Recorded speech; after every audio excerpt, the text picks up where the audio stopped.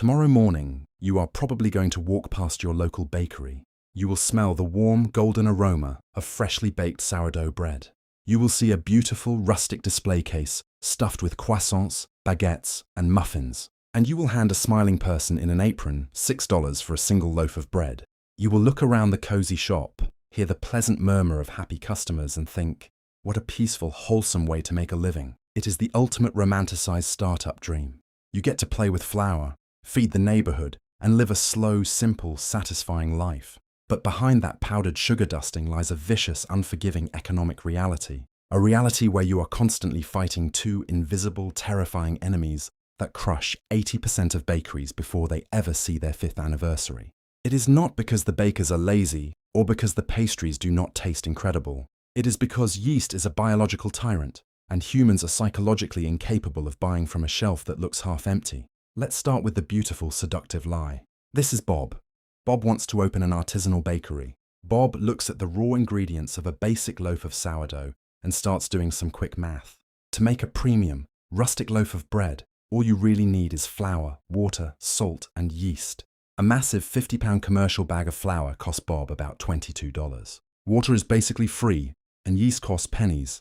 When you divide it all down, the raw ingredients inside a $6 artisanal loaf cost Bob a grand total of just 60 cents. To the human brain, this looks like a license to print money.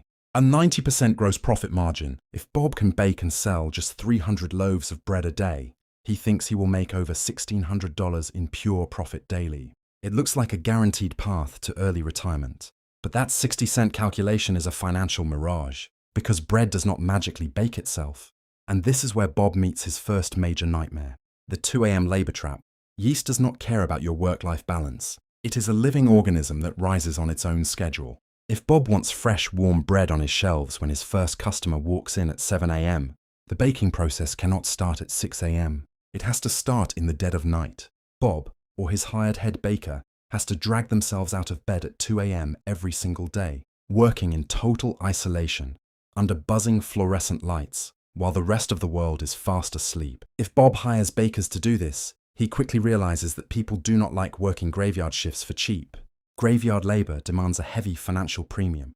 When you factor in the overnight wages, payroll taxes, and insurance, the labor cost baked into that single loaf of bread instantly jumps from $0 to a staggering $2.20. But the graveyard shift is only half the battle.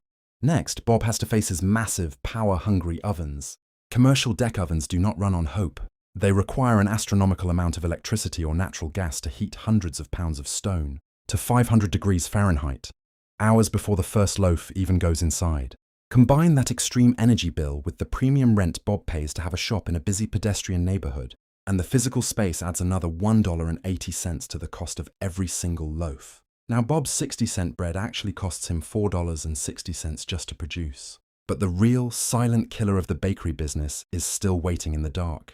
And that killer is unsold waste. Humans are psychologically weird creatures. If a customer walks into Bob's bakery at 3 p.m. and there is only one lonely, sad croissant left on a giant wooden shelf, they will not buy it. Even if that croissant was baked 3 hours ago and tastes absolutely perfect, the customer's brain interprets a nearly empty shelf as picked over garbage. To keep customers buying, a bakery shelf must always look abundantly full, all day long. This means Bob is forced to overbake. He has to bake enough bread to make his shelves look gorgeous at 5 p.m., even though he knows he will only sell a fraction of it. At 6 p.m., when the shop closes, those beautiful, unsold artisanal baguettes and pastries instantly turn into worthless, stale cardboard. Unlike a retail store, Bob cannot put yesterday's sourdough on a clearance rack for next week. He has to throw it away. On average, a retail bakery suffers a massive 20 to 30% daily waste rate. That means for every 10 loaves of bread, Bob's bakers spent all night waking up early to bake. 3 of them go straight into the dumpster. The cost of those wasted ingredients, wasted electricity, and wasted graveyard labor has to be absorbed by the 7 loaves he actually managed to sell. This waste factor adds a brutal 90 cents to the cost of every single sold item. So let's look at the true cold-hearted math. That $6 artisanal loaf of bread did not cost Bob 60 cents to make. It cost 60 cents for raw ingredients, $2.20 for graveyard labor, $1.80 for the landlord and the power company, and 90 cents for the dumpster. The actual net profit sliding into Bob's pocket is roughly 50 cents per loaf, an actual net margin of just over 8%. If Bob has a stellar day and sells 300 loaves, he walks away with a grand total of $150 in true net profit. Out of that tiny pile of money, Bob still has to pay off the massive commercial loans he took out to buy his $100,000 kitchen setup, maintain his temperamental mixing machines, and somehow pay himself enough to buy groceries. The bakeries that actually survive this brutal grind do not actually make their money on bread. They survive by turning themselves into high-margin cafes.